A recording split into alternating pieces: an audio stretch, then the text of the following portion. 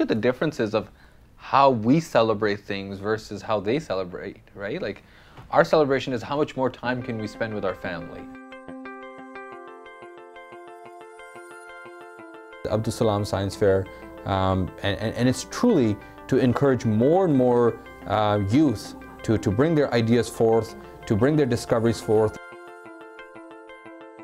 It's all about promoting peace, post-interfaith happiness, and interfaith understanding. Another one very interesting, Kali Billi. Where is that one? Somebody tweeted like how much money you guys are getting. So we're getting paid per show. It depends how many sponsors we get. Actually. We had the Coca-Cola board. Oh, we had it somewhere. Oh, yeah. We can't say that. I think another tweet that. We've heard the term biological clock. I'm sure all of you might have heard that. It's a commonly used term, and it's meant to make us aware that there is a right time for everything. We're going to be showing some of those pictures on this screen right behind us. These were sent in from some of our Twitter followers. It is important that you first reform yourselves. If you become righteous and virtuous, then have faith that Allah will treat your progeny in good manner.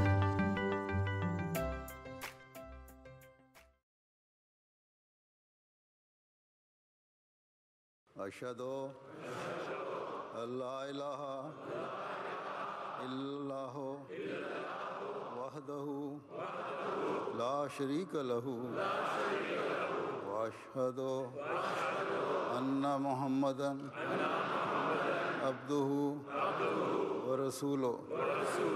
Ashhadu an la ilaha illallah wahdahu la sharika lahu wa ashhadu anna Muhammadan abduhu wa rasuluh.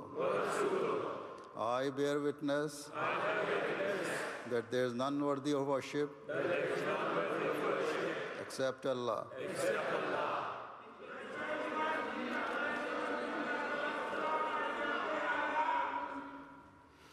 He is one and has no partner.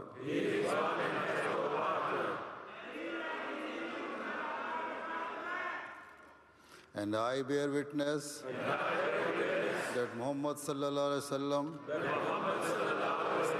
is his servant and messenger.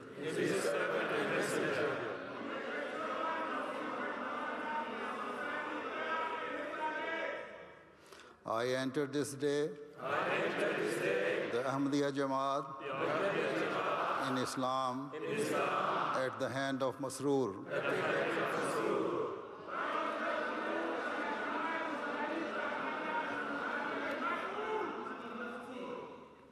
I have firm faith that Hazrat Muhammad Rasulullah sallallahu alaihi wasallam is Khatam al-Nabiyyin, the seal of all the prophets.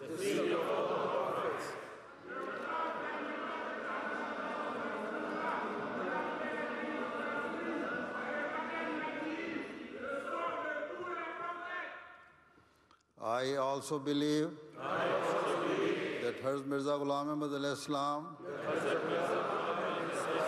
was the same Imam Mahdi and promised Messiah, whose advent was prophesied by Hazrat Muhammad Rasulullah sallallahu alaihi wasallam.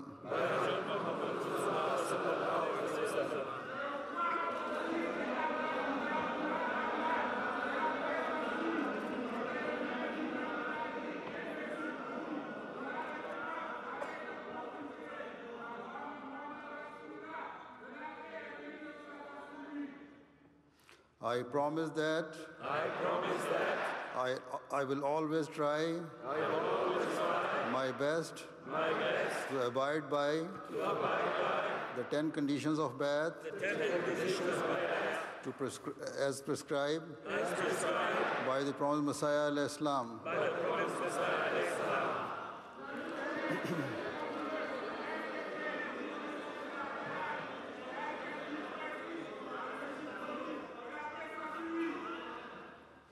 I will give precedence to my faith over all worldly objects.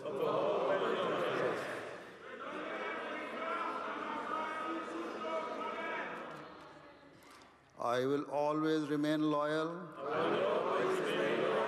to the institution of Khilafat in Ahmadiyya.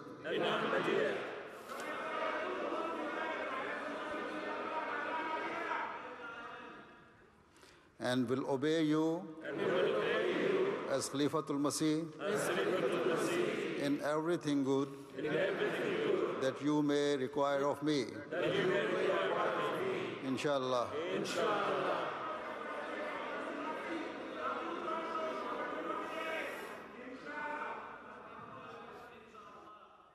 Astaghfirullah Rabbi min kulli dhanbin wa atubu ilayh.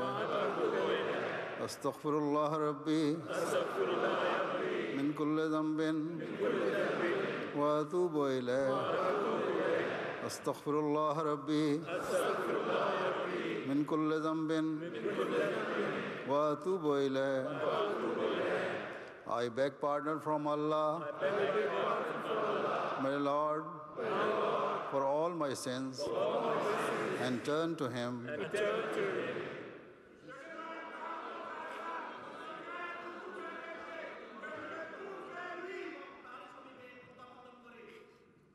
Rabbi inni zalamtu nafsi wa ataraftu bi dhanbi faghfir li dhunubi wa innahu la yaghfiru dhunuba illa anta. O my Lord, my Allah, I wronged my soul and confess all my sins.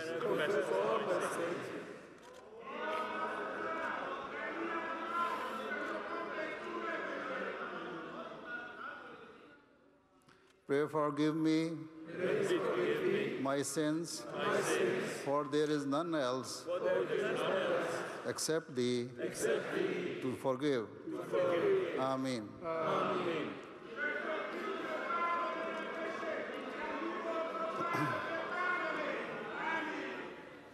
Sajda shukr.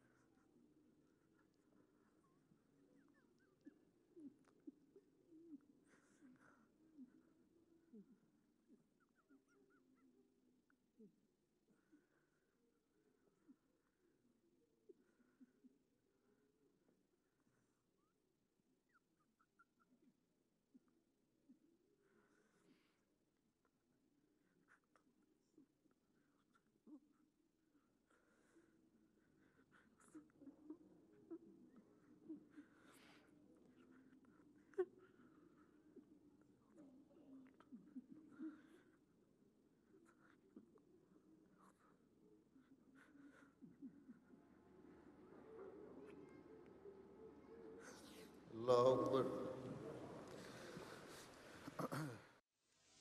ये बैत नहीं है, ये सौदा है दिल का, जहां में नहीं है कोई मोल इसका.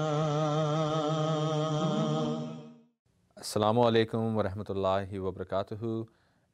Welcome back to Aperture Show. Jazakallah for being with us. If you're one of our regular viewers, then welcome back and you know the format of the show. If you're watching the show for the first time, you know that Aperture is a show for the public, which is an interactive show to look at the various different issues, challenges, and pragmatic things faced by the youth. You as the viewers at home, with the power of social media, have the ability to interact with us in real time. We will be taking some of the questions, comments, and really making sure the discussion is two ways. Before going further, I want to introduce the topic, and more importantly, introduce the people that are here in the studio with myself.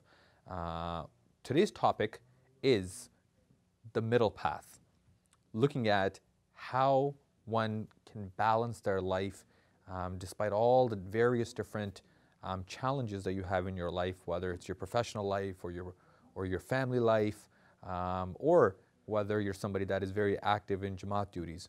So without going too deep into the topic, I'm going to go ahead and introduce the members here in the studio. To my immediate right is a very familiar face. It's Maulana Murabbi Sahib Farhan Iqbal Sahib. To his immediate right, we have Ansar Bajwa Sahib. And to his immediate right, we have Adam Alexander Sahib. Assalamu alaikum to you all. Wa alaikum assalam wa rahmatullah. Jazakallah for being with us on this Friday night, on a particularly cold Friday night. And I've decided to keep my jacket on. Good to see you guys don't need your jackets. But with that said, obviously, as discussed, our topic is the middle path. You know, Islam, and we often tell each other, you know, try to find the middle path, try to find a balance. But really, what does that mean? You know, especially a lot of us that have a very social life. Some people have a very social media life. You know, whether you're very busy with a new family or a large family, or a job that demands a lot of your time, or you're somebody that holds a very designated and a very important role in Jammat, for instance. Right. I know that you yourself, you know, we always wonder how you're able to balance your time. Actually, first of all, some people don't have any idea what a missionary life is all about, right? Like one person the other day just outright asked me, "What do you do other than the namazes?" I mean. So I know that we just had a glitch, and it was a technical glitch, but you were just mentioning of how people's perception are, sometimes they don't know what the life of a missionary is like. I was just mentioning that, you know, just a few days back, you know, as a young person, he even asked me, you know, then Murabbi Sahib, what do you do? I mean, after the namazes, I mean, how do you spend your time? And, you know, being a missionary, not everybody has an idea of what a missionary is expected to do.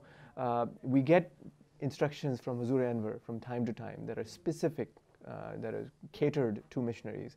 The Khulafa, the successors of the promised Messiah alayhi salam, have given us guidelines as to what they want us to do.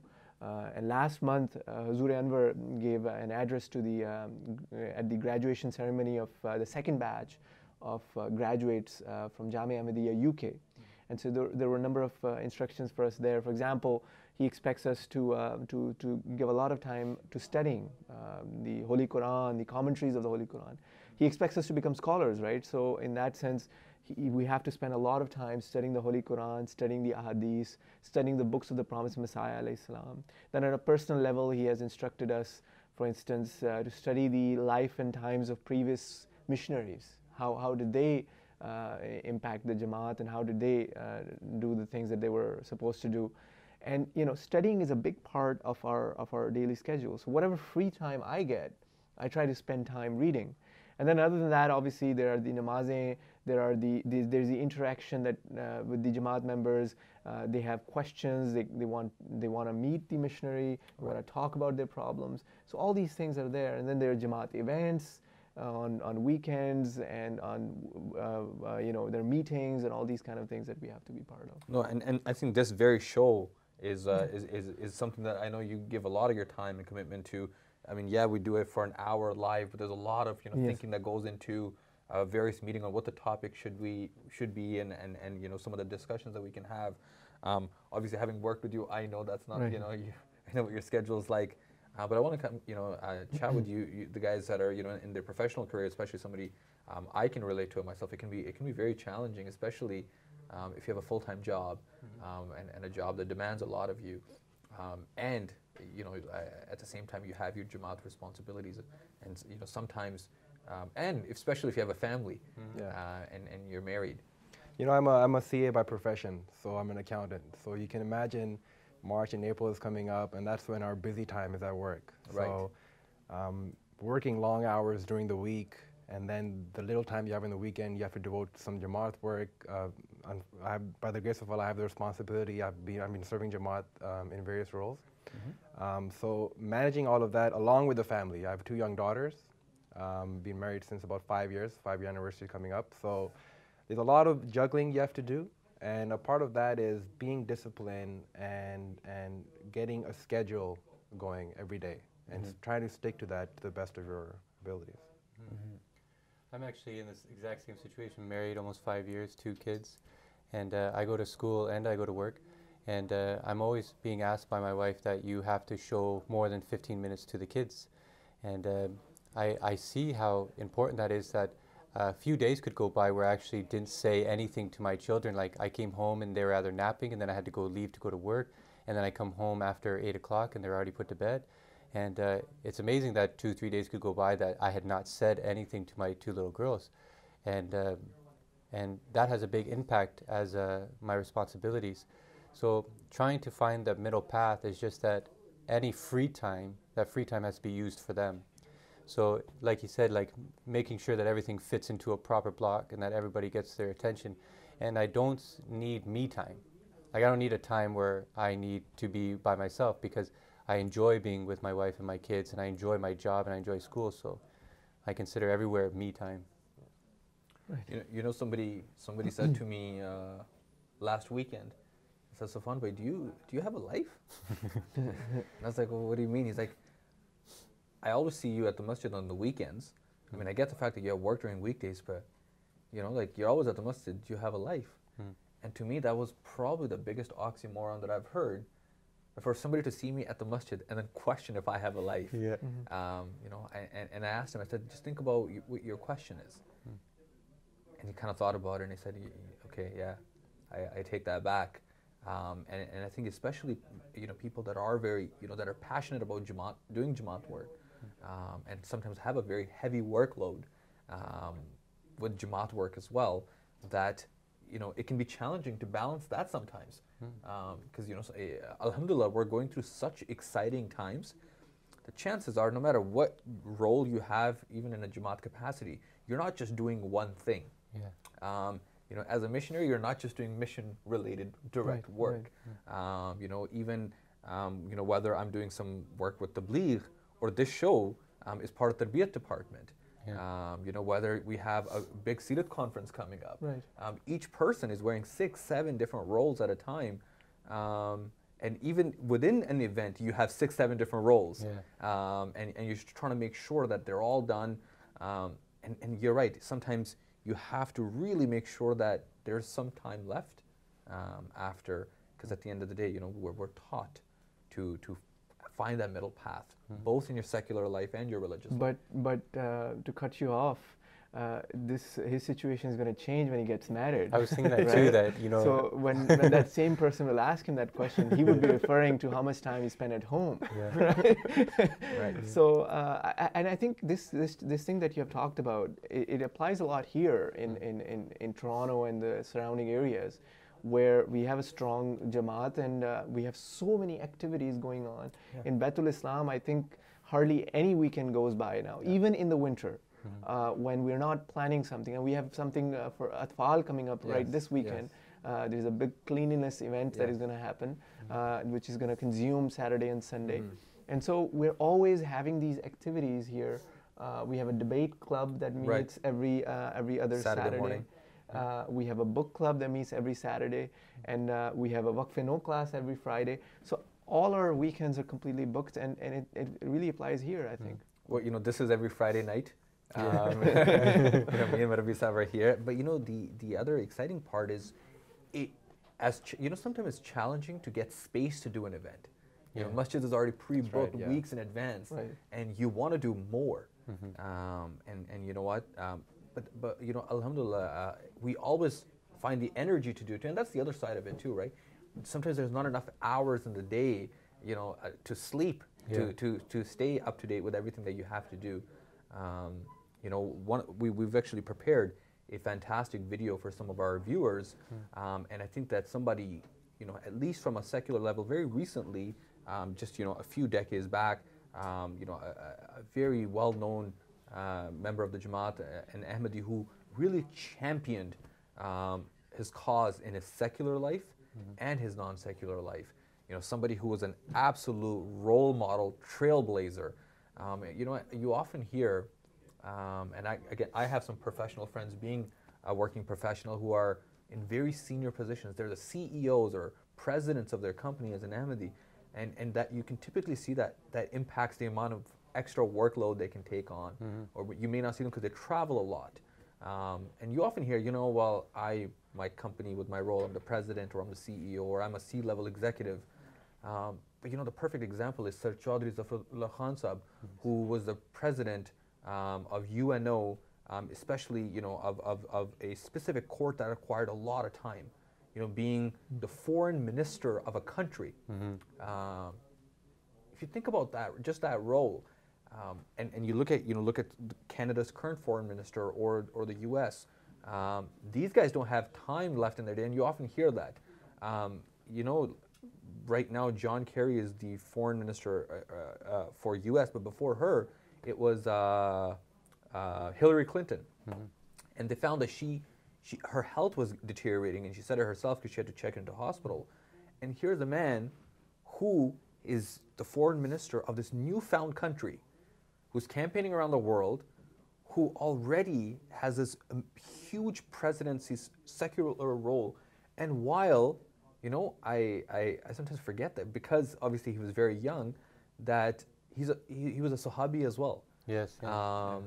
And what, he's left such a high bar for some of us young guys that, as exciting as it is, and we often say, who's going to be the next Chaudhry Zafrullah Khan Sahab, but that bar, boy, is it ever high, to have all those achievements, and he translated all these books. You know, we've actually prepared a small video segment of some of his speeches, because the interesting thing was, even when he would speak at United Nations, he would still speak about God. Oh, yeah. So some of the leaders that would be sitting there listening to these speeches, like, that's not discussed in the United Nations. Yeah.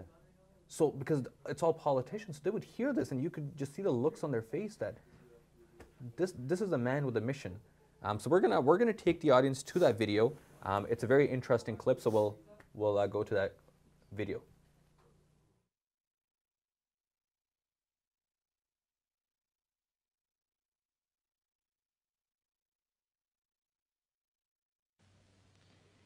You are aware, sir, in what high esteem and affection I've always held you. And I repeat the prayer that I uttered to you when the choice of the assembly became known, that God of His grace continue to bless you with the strength needed for the discharge of your high responsibilities and rightly guide your judgment at every step. Fellow delegates, we are met at a time of crisis.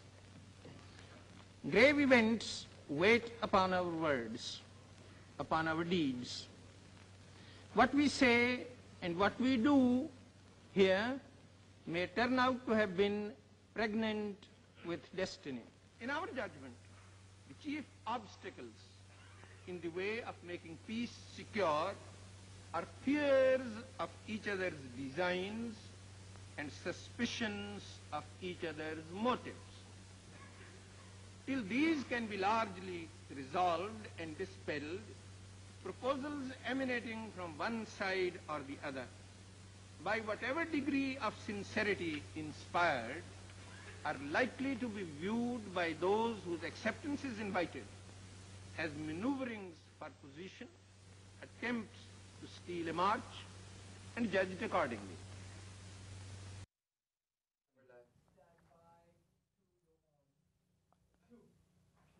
Assalamu alaikum and welcome back. We hope you enjoyed that clip. And you know, I often watch those speeches, especially when I have a big work assignment due, to really, it just, you know, the rigor that he would speak with, and not caring about who these people are in you know, in terms of their education or what status that they come from, because he, you know, you could tell that he was guided by Allah Ta'ala. You know, here's a man who firmly believes in his faith and firmly believes in every word that he's saying. You know, while that clip was playing, we were talking about a meet and greet that he had with the Queen that you were anxious to share. Yes, I was actually very happy to hear it, and I was almost in disbelief, thinking that the opportunity that he had to meet with the Queen, and all that was going through his mind is, I'm going to miss the prayer that was going to pass. And I think it was Zohar or Asr, it was during the day, and he was meeting with the Queen, and while the Queen was speaking to him, she noticed that he was kind of anxious or kind of looking at his watch or kind of, you know, he had something to do. And so when she inquired, like, is everything okay? He said that there's a prayer that I have to pray and it's passing. And so she actually instructed that next time he meets or any Muslim comes to meet her in her present, to make sure that it's not within the times where they would miss prayer. So I actually liked how it showed tolerance for the Queen, that, you know, she wasn't insulted by his distraction, but more upset that she didn't know. So I thought that was a very good quality. The way I heard the story was, she asked him, do you have an appointment? And he said, yes, I have an appointment with God. Yeah. Oh, yes. Right? And Yes. those were similar to his actual words. And She asked him, you know, you seem very anxious. Do you have to go to an appointment? Right. And those were his words. And you know, not just today's episode about the middle path, also in our previous episode where we were talking about the complex that some people have. And look at him, you know, he was so confident about his faith that he wasn't afraid to mention it and to declare that he's a Muslim. I wanted to mention that about when I've seen some other clips of Sir Zafrullah Khan, and that some people do go through those identity clips, and he was with, you could say, like the cream of the crop, the people who you could say have forgotten completely about religion, and yet he maintained his religious responsibilities among them. So I thought that was a clear example of a person who you can be among people, but you don't have to lose who you are to be among them. Exactly, exactly. You know, I think another great example is Professor Dr. Abdul Salam Saab. When he got informed that he's going to win his Nobel Peace Prize, if you see that video, and you know, a lot of us have seen it, he wore the traditional Pakistani outfit. Right. Even the shoes. Yeah, and it's not something he would typically wear. Yeah. Matter of fact, he needed help to tie his pug.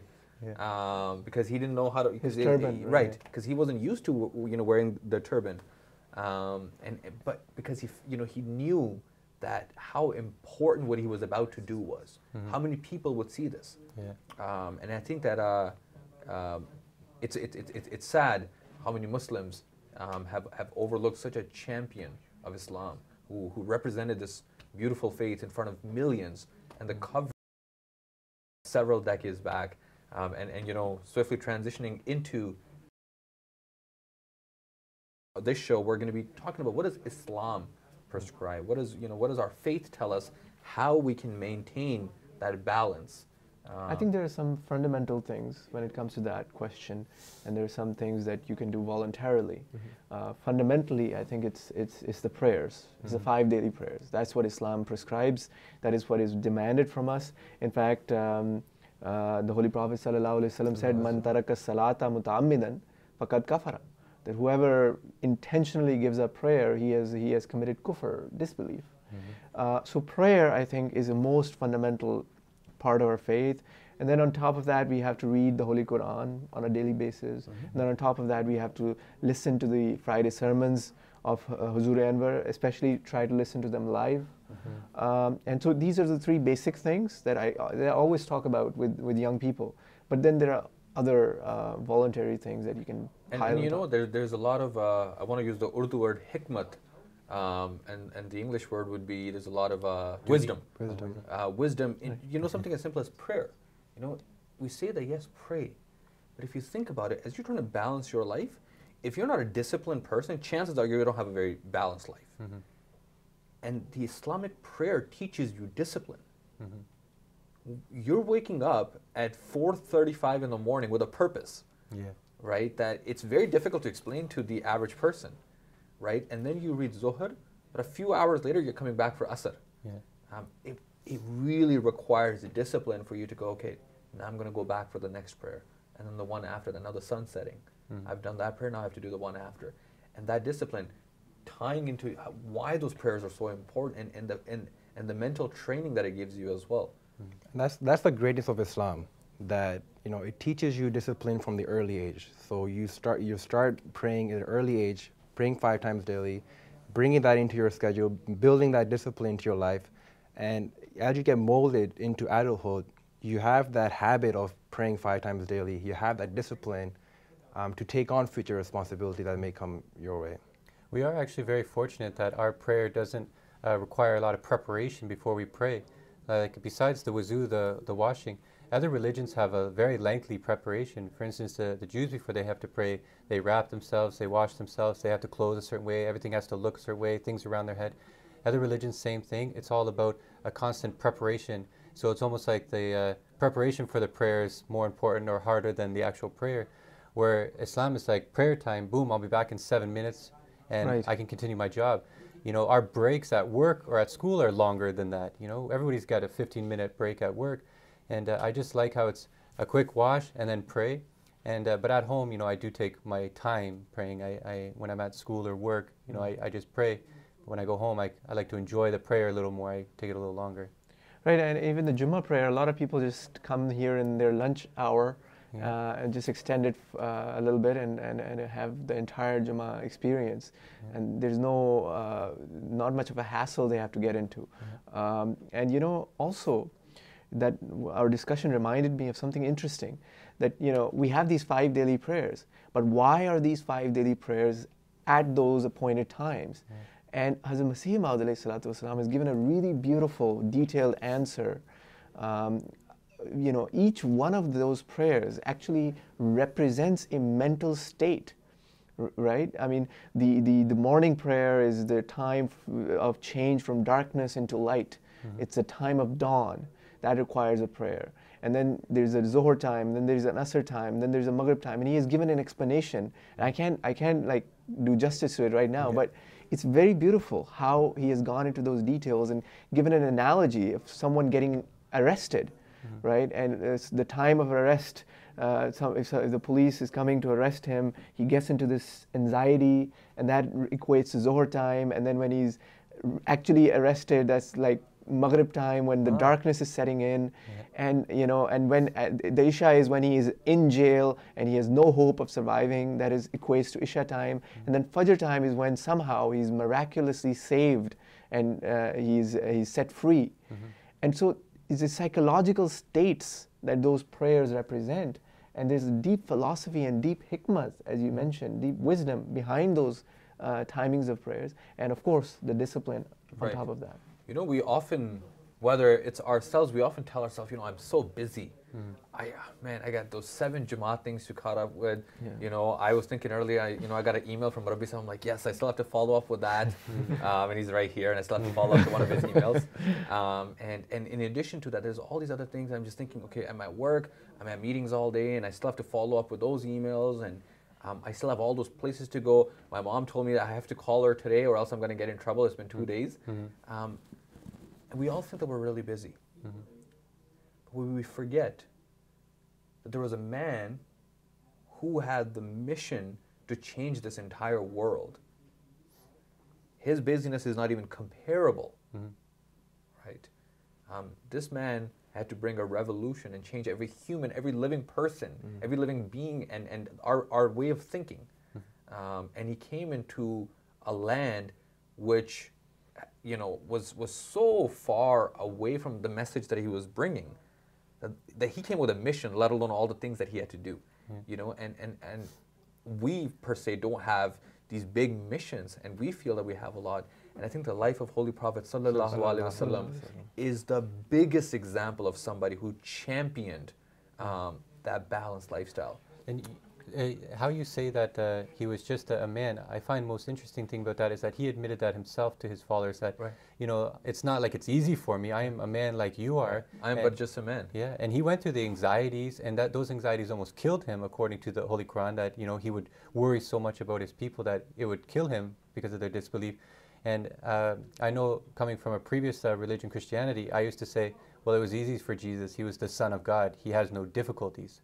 How could anything be challenging for him? He's that powerful.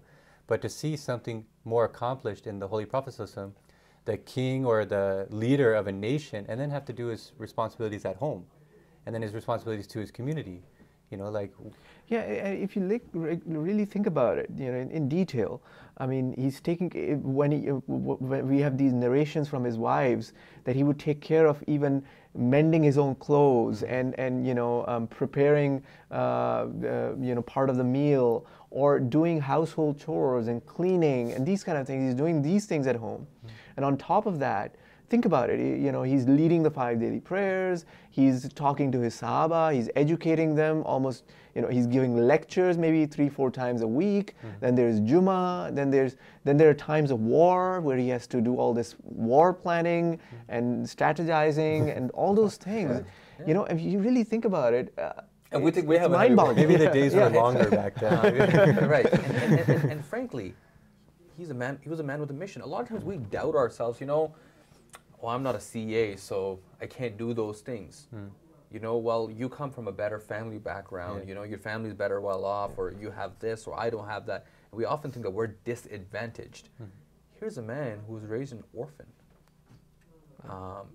You know, a lot of times people start to put self-doubt in themselves, right? Here's a man who championed as a person of commerce, right? He was a terrific merchant. And Noble Khadija, she saw that in him, right? She saw that this man is different, unlike any other man. Whether it was his dealings with the poor or the rich, they were drawn to him, and yet he's got this big mission. While he, you know, I mean, just the first charter of Medina and bringing everybody together, right? He had to bring an entire city together. Yeah. And start a movement that took over all the way from the edge of Spain to the border of India, became the largest empire, much larger than even the Roman Empire.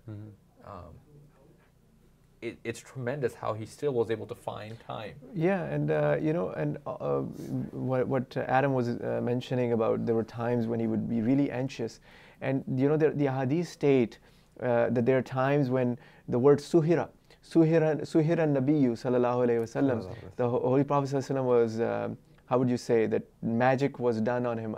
There's a special word for it.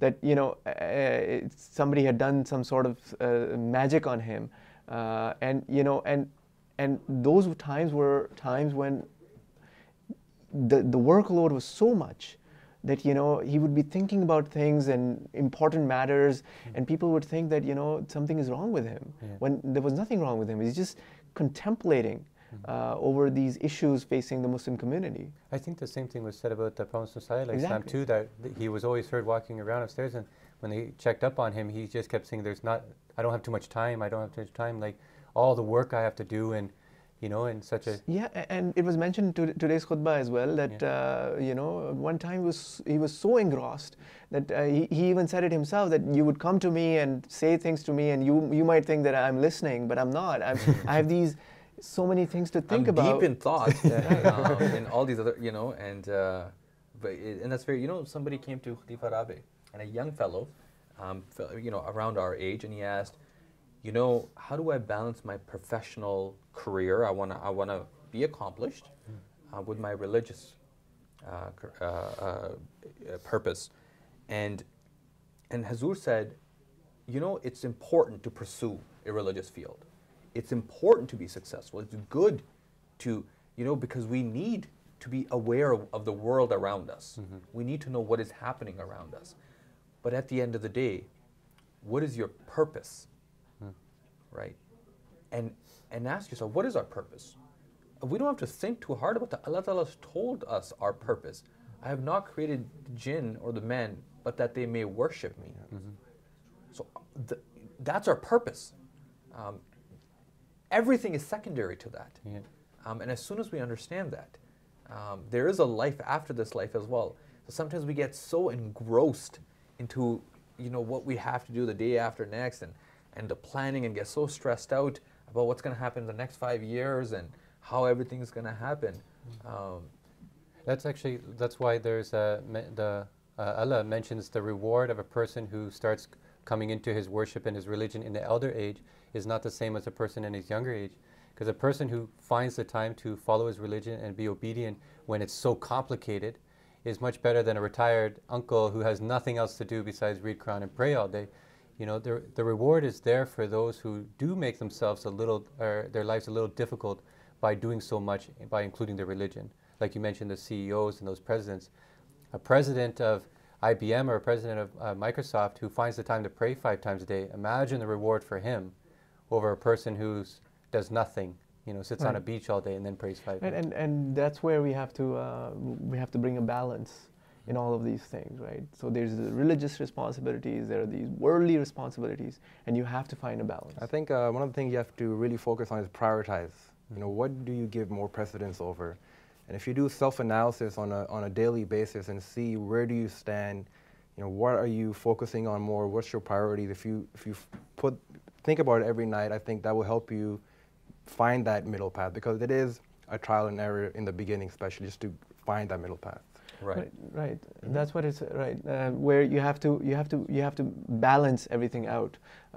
Give religion what is due to your religion. Give your worldly responsibilities what is due to them. You know, I thought of a beautiful example, and we want to come back to the Twitter because I know our Twitter's blowing up, and I want to come to it, but a beautiful example came to my mind. This man named John Ben, that a lot of us, you know, at the time it's a very common name in the England, right? John Ben, nobody knew him, which was, you know, originally the name of Bashir Orchard Sahib. Oh yeah. And he was he was a soldier in the Royal Military, in the Royal British Military, and he went to Qadian. And once he became an Ahmadi, obviously his name was now Bashir Orchard, but he says he changed as a man. And it was just something as simple as he gave up on alcohol. He came back. His friends thought he had gone crazy because of the trauma of being in war. Oh yeah, right. And they said, you know, because of the way he would dress, and Hazur even mentioned him, and he said, you know, if you look at this man, this English man, because he was the first English muballigh, with the beard and the outfit, and you know, he would look so. And Hazur said, his prayers, his taqwa, his appearance, if you could look past his skin color, you would not know the difference. That you would just think that he is a typical guy from Qadian. And you know, that's because it changes you. That taqwa changes you. And of course, here's a man who goes into this new country as his first missionary, who's a local. And you know, their outlook, I could never personally relate to that. You know, Adam, I'm sure that, you know, I don't want to, you know, make the comparison there, but I'm sure that you probably felt that transformation yourself. Especially when the people saw me one way and then saw me a different way. You mentioned that Bashir Orchard was viewed one way, drinking maybe with his friends. When he came back, they thought what was different. I went away to Alberta, and when I came back to mingle with my friends, they weren't happy with that change, because while we were engaged in socializing, I was just lecturing them about the Quran and Islam to Muslims, but they weren't really that satisfied to hear, because they thought, you know, you have to balance the social life, you can't always talk about religion. And I thought, I'm just so excited that I just learned all this stuff that I feel like I got to catch up, you know. So I wanted to also think that if we're going to balance something, balance in proportion. You know, when I consider doing a lot of Jammat work, I say that's the middle path, because sometimes I don't feel like I do enough, but to somebody else maybe I'm doing too much. And to me, I would say, look at the missionary and say, you should find a middle path. When he's like, no, I'm spending way too much time, my social life, I have to do that. And I'm like, really? So everybody's middle path might look different to somebody else. Right. Right. And I think that's what has to be understood. Like, people see you every weekend and say, or every weekend and say, you have to find a middle path. He's like, I'm only coming on the weekends. Right. I wish I could come every day. Right. I need more time. So I think that too, when people judge me or say, you know, Adam, you have to be not so extreme, you have to be some middle path, I tell them that, you know, maybe you got to pick it up. You know, maybe you're too laxed in one thing. And not that's more of, you know, in Tasawwuf, we have Sufis. When we were studying Sufis, you know, they would talk about these things, and, you know, how one person's level of righteousness, you know, cannot be compared to somebody else. You know, one person's act of goodness could be a sin to a person of a much higher level, right? And his goodness could be an extreme action to somebody at a lower stage. So you have to understand. But you know, from your perspective, whatever your perspective is, I think you have to find your middle path. You have to find how much time. You have to avoid all kinds of extremes. You know, don't say that, okay, I've gone to Jummah prayer and now I don't have to show up in the mosque for the whole week. You know, because some people have this, you know, and you know, so that's one extreme. And also it will be an extreme that you abandon everything else and just start coming to the namaz and spend a whole day in the mosque. That is another extreme. So you have to find where your balance is, where your middle path is. Right. And you know what, I as promised to, I want to come and pick apart some of the Twitter comments. And there's quite a few, so I'm going to try to get through as many as I can. Some are questions, some are comments. Sure. And I think the most recent one that came in, and I think this is more of a comment, it comes in from Mohsen at MK Mia, and it says, one of the greatest waste of time is TV. You turn it on, and an hour or two passes by, and you know, next thing you know, there goes your entire schedule. And another interesting one comes in from Izaz Khan. It says, Allah revealed to Holy Prophet ﷺ that thou hast indeed during the day a long chain of engagements.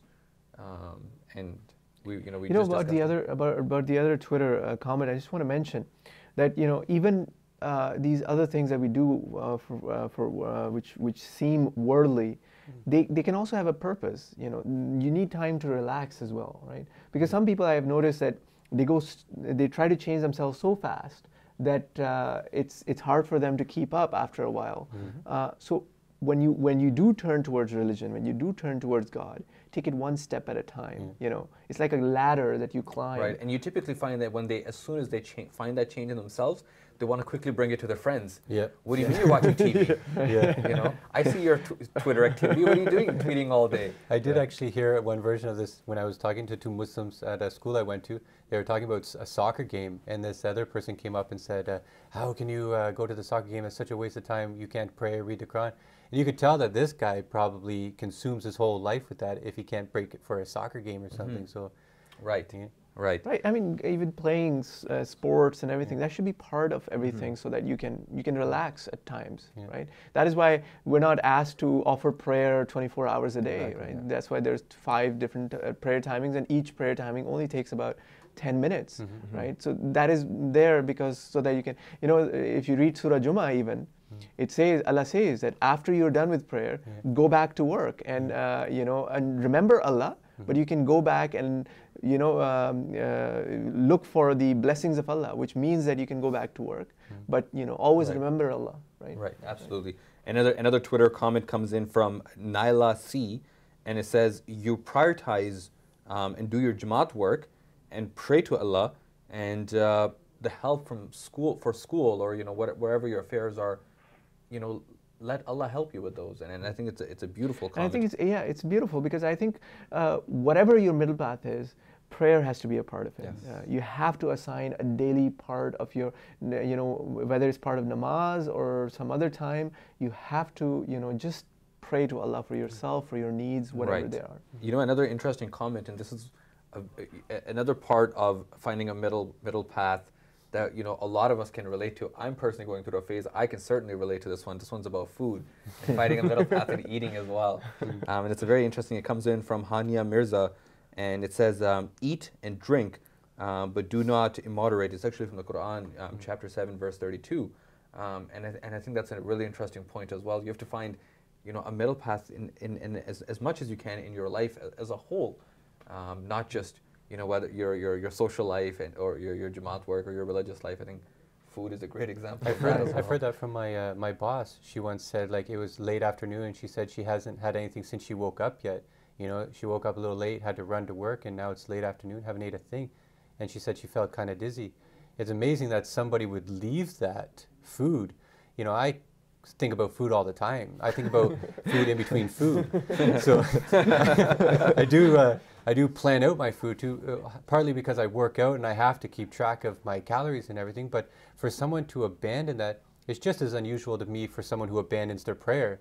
you know, I look at it like you need that. You know, you have to count those. Those are being counted. Right. That's spiritual food. Yeah, it's spiritual food. Yeah. And just like you get that hunger feeling when you don't have the food, I think that same type of feeling is reflected with like the person who doesn't pray. You can tell the difference between somebody who just came from pray and somebody who doesn't pray. So right. And you know, somebody who lives close to the mosque, you start feeling hungry even even if I'm sick, for example. I'm talking about myself here. I don't wanna, but you know, you start feeling hungry for the mosque even if you don't show up there for a few days. Yeah. Yes, absolutely, and I can personally relate to that because I don't live anywhere near the mosque, and sometimes I show up and somebody asks me like, "Do you have a meeting?" I'm like, "No, I'm just here." Just missed like, the place. Like, you live so far away. But it's just, you know, I had to go to my aunt's house who lives in Mississauga, but from the direction that I came to the masjid because I was on a call and I didn't even realize. And she lives in Mississauga. I'm so used to that, and you know, speaking to that. But you know, without getting into too many discussions, I have a lot of comments to go through before we wrap up the show. An interesting one, really, you know, and we've already spoken about this one, comes in from Sadia, and it says, thinking about how all the prophets and the khulafa had 100 times more things to do than what we can do, and yet they succeeded in doing all those, which is something that we also spoke about.